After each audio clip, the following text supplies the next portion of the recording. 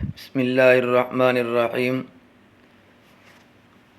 ریت اگر کسی وجہ سے روزہ دار کے منہ میں ریت چلی گئی اور اس نے ریت کو تھوک دیا، بعد میں تھوک نگل گیا، پھر اس کے بعد دانتوں میں ریت کی موجودگی کا احساس ہوا تو اس سے روزہ فاسد نہیں ہوگا۔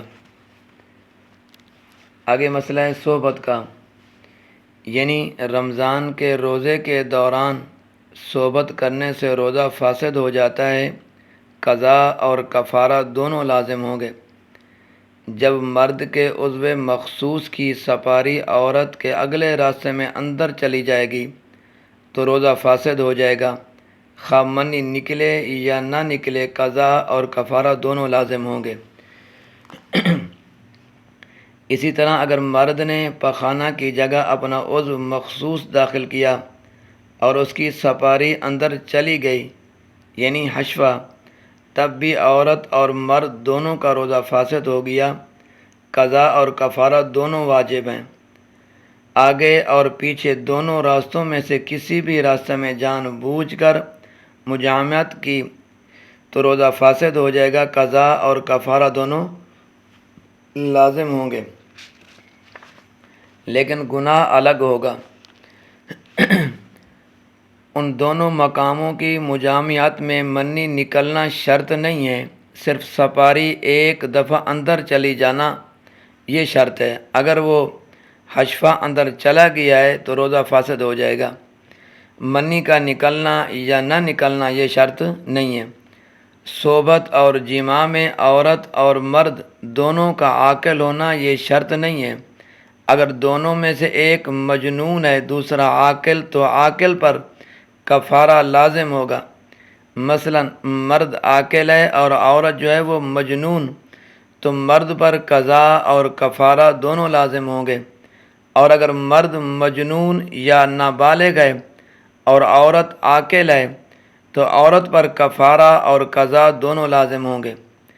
اسی طرح اگر عورت جماع کرانے میں راضی تھی تو اس پر بھی قضا اور کفارہ دونوں لازم ہوں گے، اور اگر عورت جماع کرانے میں راضی نہیں تھی، زبردستی جماع کیا اور عورت آخر تک راضی نہیں تھی تو اس صورت میں عورت پر صرف قضا لازم ہوگی، کفارہ نہیں۔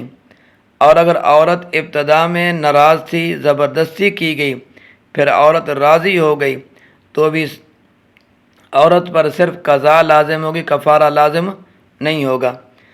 رمضان کے دنوں میں بیوی سے بھی صحبت کرنا یہ کبیرہ گناہ ہے، صغیرہ نہیں ہے بلکہ کبیرہ گناہ ہے، تو اس صورت میں قضا اور کفارہ دونوں لازم ہوں گے۔ رمضان میں غروب آفتاب کے بعد، جب روزہ آپ نے افطار کر دیا، غروب آفتاب کے بعد سے صبح صادق سے قبل تک بیوی سے صحبت کرنا یہ جائز ہے۔ اگر روزے کے دوران بھول کر صحبت کر لی اور آخر تک روزہ یاد نہیں آیا تو روزہ درست ہے، فاسد نہیں ہوگا۔ اگر اس کے علم کے اندر یہ چیز ہے کہ مجھے روزہ نہیں ہے، رمضان شریف نہیں ہے، فرمایا اگر بھول کر اس نے یہ کام کیا، ہم بستری کر ڈالی، تو روزہ اس کا فاسد نہیں ہوگا، روزہ اس کا برقرار ہے، بشرطے کہ اس نے یہ کام بھول کر کیا، جان بوجھ کر نہیں۔ اور اگر ہم بستری کے دوران یاد آیا تو فوراً الگ ہونا ضروری ہے، ورنہ روزہ فاسد ہو جائے گا۔ غروب تک کھانے پینے کی اجازت نہیں ہوگی اور بعد میں ایک روزہ رکھنا لازم ہوگا۔ بھولے سے صحبت کرنے کے بعد پھر قصداً صحبت کر لی اس گمان سے کہ روزہ فاسد ہو گیا ہے تو اس سے روزہ فاسد ہو گیا تو قضا ضروری ہے، کفارہ نہیں ہے۔ اگر کوئی شخص رات کو سحری کی نیت سے لیٹ گیا، آنکھ کھلی تو رات کے خیال سے بیوی سے صحبت کر لی، اس نے یہی تصور کیا، یہ خیال کیا کہ ابھی سحری کا وقت باقی ہے، سحری کا وقت ختم نہیں ہوا، تو بعد میں معلوم ہوا کہ اس وقت صبح ہو گئی تھی، تو یہ روزہ صحیح نہیں ہوا، لہذا قضا جو ہے یہ ضروری ہے، قضا واجب ہے، کفارہ لازم نہیں، باقی پورا دن کھانا پینا اس کے لیے جائز نہیں ہے۔